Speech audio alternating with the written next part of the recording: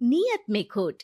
गीता को जन्म से ही एक चीज उसके परिवार से मिली थी और वो थी जिम्मेदारी। बेटा गीता, बाजार से ब्रेड लेकर आ जा। तेरे छोटे भाई बहन को भूख लगने का समय हो रहा है। जी माँ, अभी लेकर आती हूँ। और तुझे बोला था ना कि नौकरी ढूंढ ले। पापा की नौकरी से अब घर चलाना बहुत मुश्किल हो रहा है। तेरे और भी 3 भाई बहन है बेटा। माँ, मैं गई तो थी एक फैक्ट्री में, लेकिन उन लोगों ने कहा कि मेरी उम्र कम है। ओहो, तो किसी और दुकान में देख ले या फिर कपड़े सिल लिया कर। लेकिन अब बेटा। हाँ माँ, मैं तुझे समझ सकती हूँ। मैं कल फिर जाऊंगी। बेटा देख ले, पिता भी बुजुर्ग हो चले हैं। मैं कभी कभी सोचती हूँ कि 4 घर का काम पकड़ लूं, लेकिन ये समाज। गीता माँ को गले लगाकर वहां से चली जाती है। धीरे धीरे वक्त गुजरता है और गीता के पिता से भी काम नहीं हो पाता है। अरे गीता की माँ, अब काम करते हुए हाथ कांपते हैं। किसी भी बच्चे की शादी नहीं हुई है। चिंता होती है, पता नहीं घर कैसे चलेगा। तभी पास की मौसी उन लोगों के घर आती है।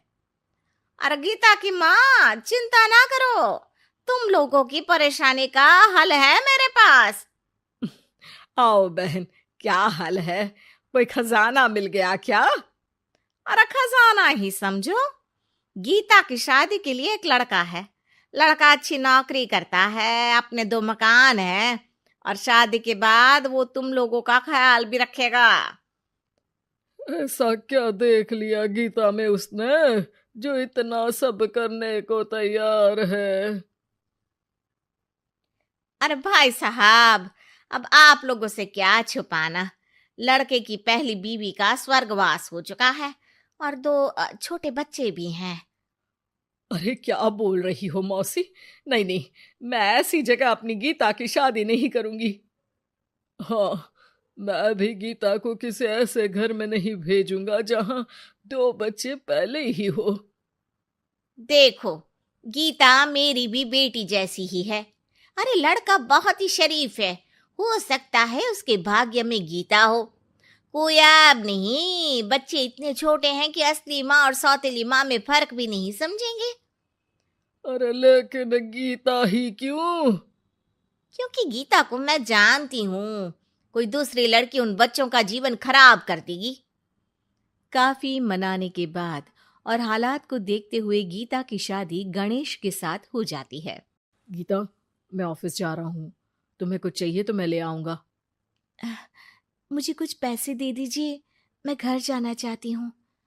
अरे लेकिन बच्चे। आप बच्चों की चिंता मत करिए, वो भी नानी का घर देख लेंगे।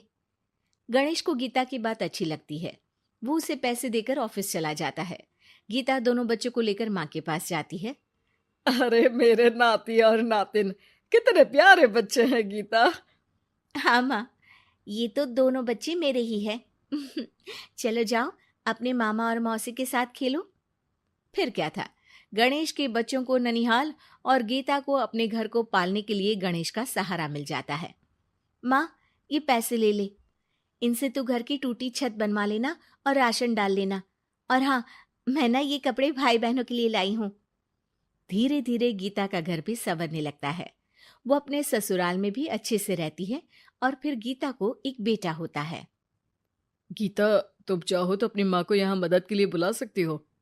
फिर क्या था, गीता की माँ बेटी के घर आ जाती है। लेकिन अब उसकी माँ गीता के बेटे और गणेश की पहली बीवी के बेटे से भेदभाव करने लगती है। अरे, सारा दूध तू ही पी जाएगा। चल, छोटे भाई को दे गिलास। लेकिन नानी, ये तो मेरा दूध है, वो अपना ग्लास खत्म कर चुका है। अरे चुप, बिल्कुल चुप। बड़ा आया मेरा गिलास वाला। तभी वहां गीता आ जाती है। माँ, ये क्या बोल रही है, वो छोटा है और बहुत दूध है किचन में। अरे बहुत है तो क्या सारा इस सांप को पिला देगी? अपने बेटे का ख्याल रख। कल को तेरे 2 घर में से एक का हक मांगेगा तो क्या करेगी? माँ, तो दोनों का ही तो हक है ना प्रॉपर्टी में। अरे ना बेटा, सारा हक इस छोटे का है। तू समझती नहीं, कल को बड़ा होकर ये तेरे बेटे को जान से भी तो मार सकता है।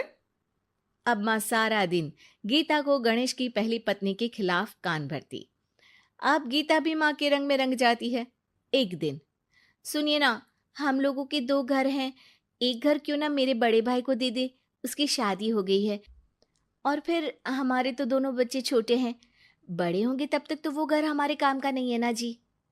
सीधा साधा गणेश क्या कहता, वो मान जाता है और फिर गीता का भाई उसके एक मकान में शिफ्ट हो जाता है।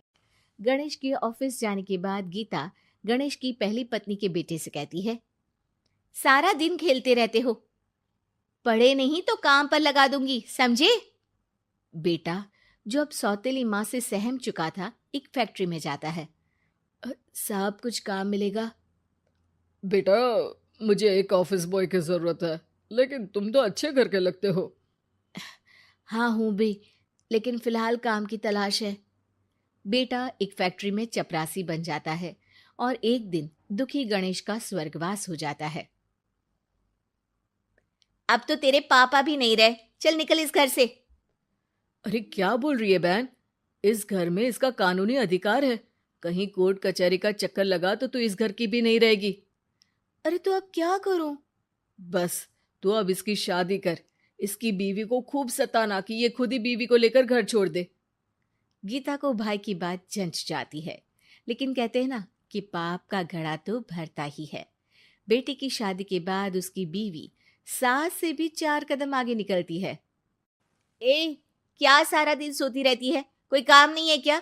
चल निकल इस घर से और अपने पति को भी लेती जा।